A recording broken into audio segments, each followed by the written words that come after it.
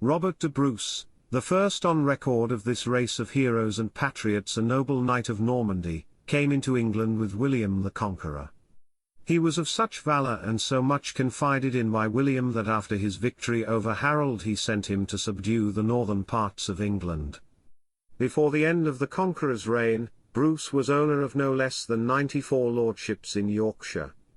He left a son, Robert, who founded and endowed a monastery at Gysburn soon after the accession of David I.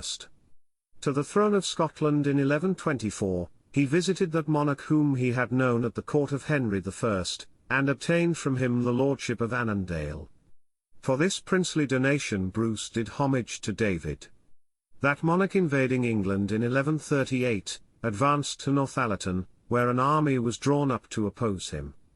Brus was sent by the English to negotiate with David, and made an eloquent address to that monarch to induce him to withdraw his forces. One of the king's attendants, however, cried, "Thou art a false traitor, Brus," and he was dismissed from the Scottish camp, renouncing his homage to the King of Scots, who was defeated in the Battle of the Standard, or Northallerton, 22nd of August 1138.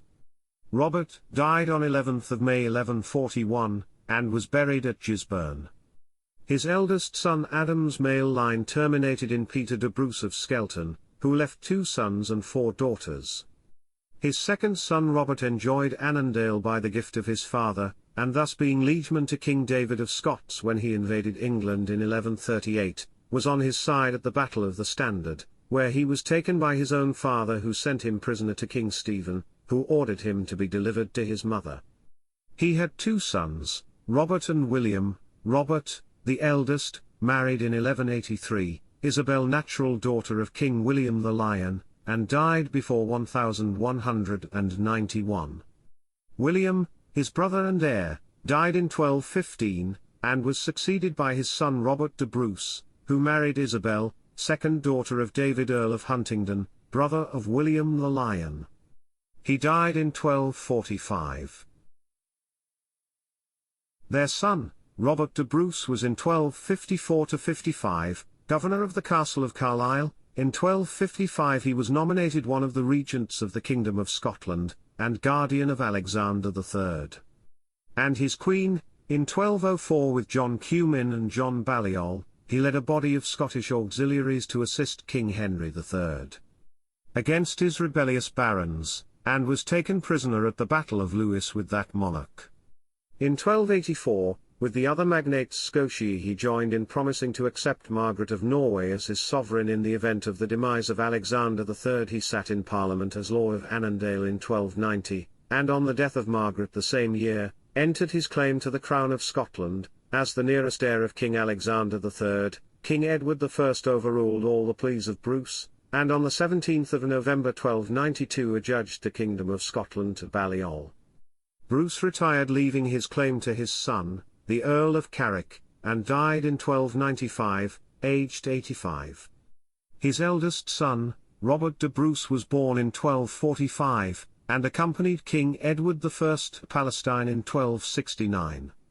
He accompanied Edward into Scotland against Balliol, and was present at the Battle of Dunbar on 28 April 1296. Edward had promised to raise Brus to the throne in room of Balliol, but failed to carry out this design. Brus retired to England, remaining in obscurity, dying in 1304. By Margaret, Countess of Carrick, his wife, he left a large family. His eldest son, Robert de Brus, born 11th of July 1274, succeeded to his father's title of Earl of Carrick. He asserted his claim to Scottish crown, and without any resources but in his own valour and the untried fidelity of a few partisans, ascended the throne of his ancestors, and was crowned at Scone, 27th of March 1306 after many vicissitudes. The power of King Robert I was finally cemented by his splendid and decisive victory at Banrioban, 1314. He died at Cardross, in Dumbartonshire, on the 7th of June 1329 at age 55. He was interred in the Abbey Church of Dunfermline. His heart, having been extracted and embalmed, was delivered to Sir James Douglas to be carried to Palestine and buried in Jerusalem. Douglas was killed fighting against the Moors in Spain, and the silver casket containing the heart of Brus, was brought back with the body of Douglas and buried in the monastery of Melrose. The present head of one branch of the Bruces is Victor Alexander, 9th Earl of Ellin and 13th Earl of Kincardine. Bruces are also baronets of Stenhouse, 1629, and of Downhill, 1804.